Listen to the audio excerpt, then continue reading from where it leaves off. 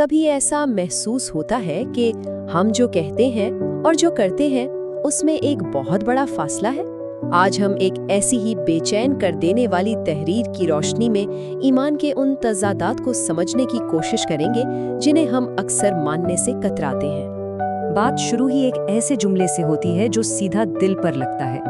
ये उस खामोश समझौते की तरफ इशारा है जो हम सब ने शायद अपने आप से कर रखा है।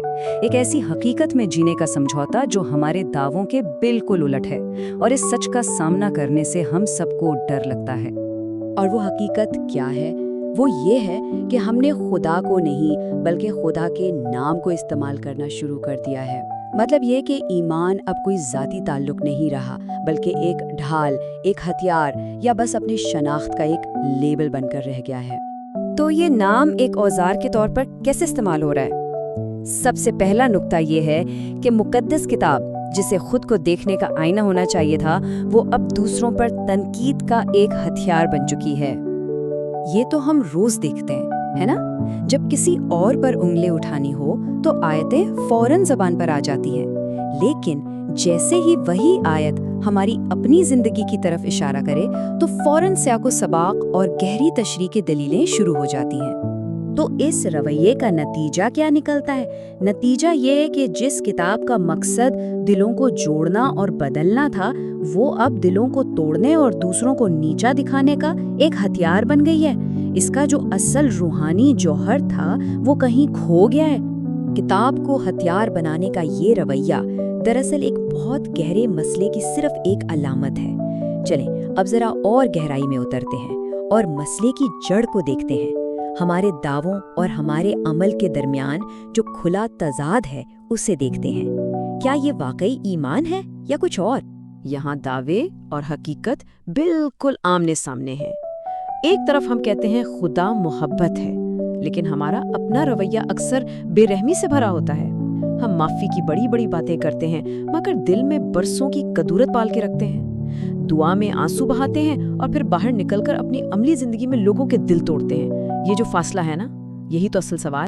तो जब हम इस फर्क को देखते हैं तो ये तहरीर एक बहुत कड़वा सच हमारे सामने रखती है कि भाई ये ईमान नहीं है, ये तो एक खुला तजाद है। ईमान का पल्ला इतना हल्का हो चुका है कि मुनाफिकत का बोझ उसे उठने ही नहीं दे रहा। लेकिन बात सिर्फ यहीं ख़त्म नहीं होती। मुनाफिकत की और भी शक्लें हैं जो शायद ज़्यादा बारीक हैं।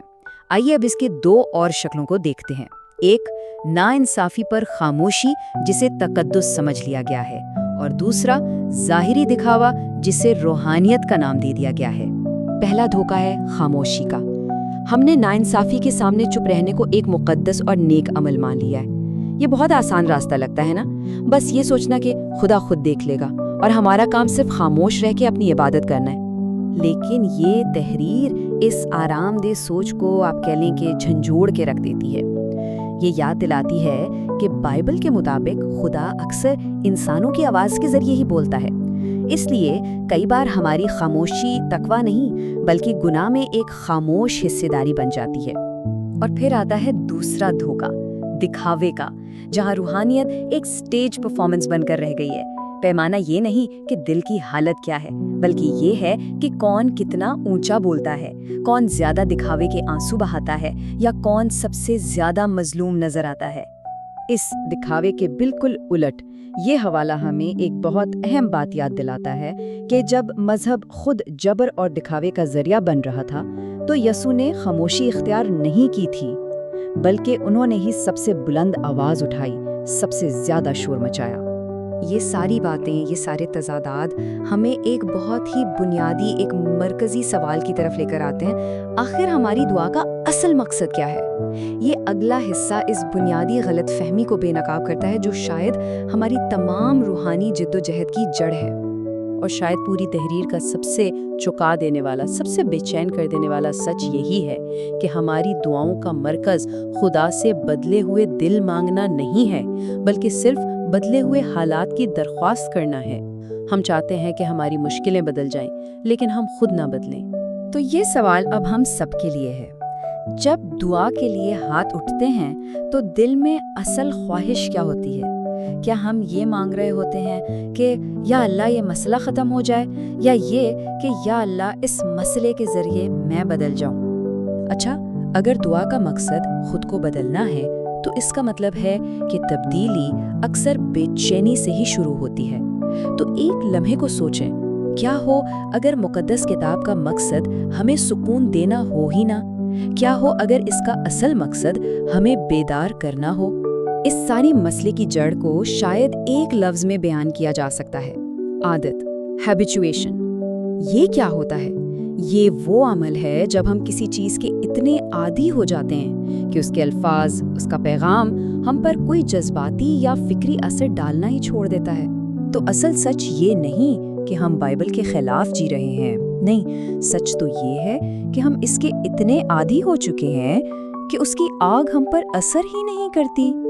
عادت نے اس کتاب کی تبدیلی لانے والی طاقت کو بے حس کر دیا ہے، اور جب کوئی چیز معمول بن جائے تو اس کا احساس مر جاتا ہے۔ کیونکہ بائبل شاید ہمیں محفوظ اور آرام دہ محسوس کرانے کے لیے آئی ہی نہیں تھی۔ تو پھر سوال یہ ہے کہ اگر اس کا مقصد ہمیں ایک آرام دہ کرسی پر بٹھانا نہیں تھا تو پھر کیا تھا؟ اور یہ ہے اس تحریر کا آخری اور سب سے طاقتور پیغام۔